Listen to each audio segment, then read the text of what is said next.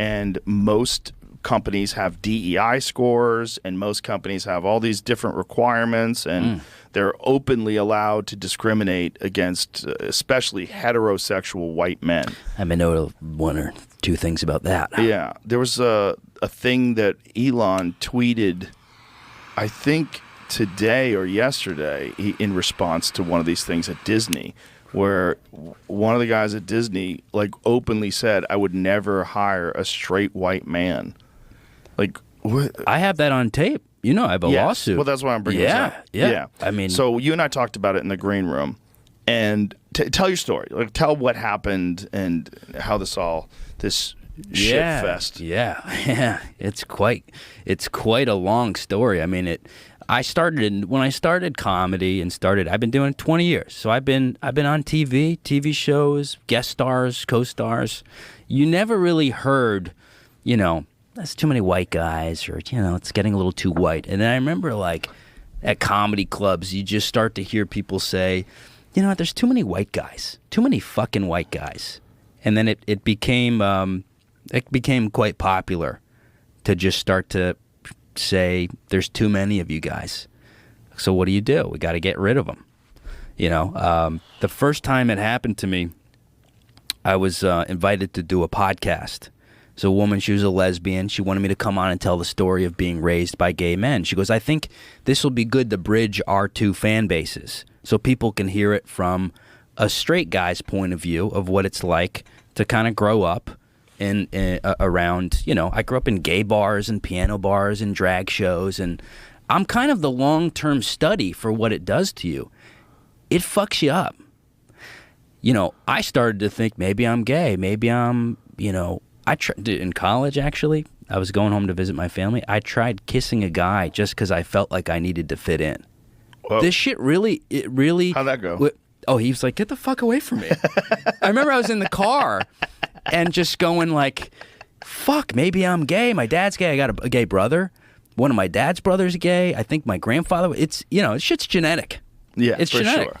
And I lean in and goes, get the fuck away from me. Because I just wanted to fit in. I wanted something to talk about at Thanksgiving dinner. Right. I wanted to be the gay, Yeah. And so... peer pressure. Peer pressure. This girl invited me on to talk about this. And she was a friend. She texts me. And she goes, I think this was after the George Floyd thing, maybe. And she goes, I can't have a straight white guy on anymore. And I remember just going like, what the fuck? You can't have me on just because my skin color? What changed? It was during the BLM stuff. That stuff really ramped up. It became kind of, I think, celebratory to go, fuck white people, fucking white women, white, Right. I think it became normalized. A little, way too, any amount is too much, but it became celebrated in a way. And so that happened, and then it happened in another podcast. And then I had an acting agent who, whenever I would do stand, I used to host Mark Norman's show, Hot Soup. And all the agents would come, and every couple months, someone would go, why aren't you on SNL? We got to get you in Hollywood. And I'd go, well, sure, sign me. You need auditions. And so this guy saw him, and he brought me in. It was the biggest agency at the time, Abrams it was called. And I'm waiting around going, what's going on? No auditions?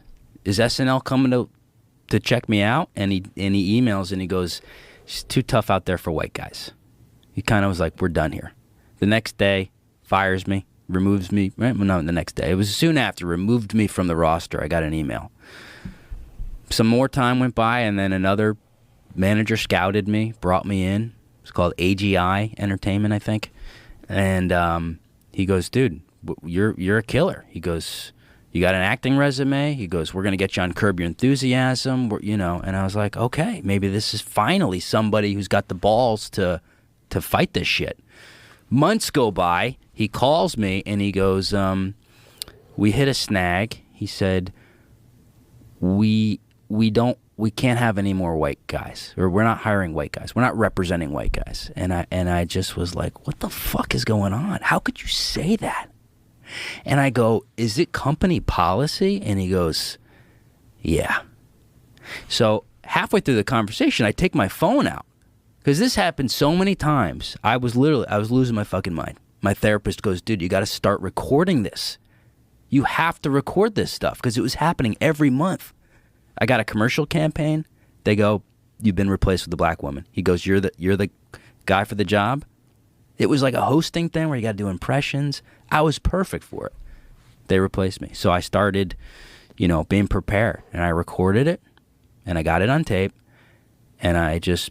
What did you get on tape? What did he say? I got him literally saying, we will not represent white men, and it's company policy. He said it in plain... It couldn't be any more clear. Wow. He said, we cannot work with you just because your skin color. And where were you when you recorded this? Were you in New York? Yeah, I was in New York, so you're allowed to do it. You're allowed to do it. Yeah. I didn't even know that. Do you have to tell them that you're recording? No? No. Wow. No, I was sitting at my pod. I did like a little, because I couldn't work because of the vaccine stuff. So I was just locked in my room for 2 years making Instagram videos. I mean, I went from 0 to over 1 million followers just from... I was doing Fauci every day, doing cameos, going on the radio as Fauci. Wow. And it was just bizarre.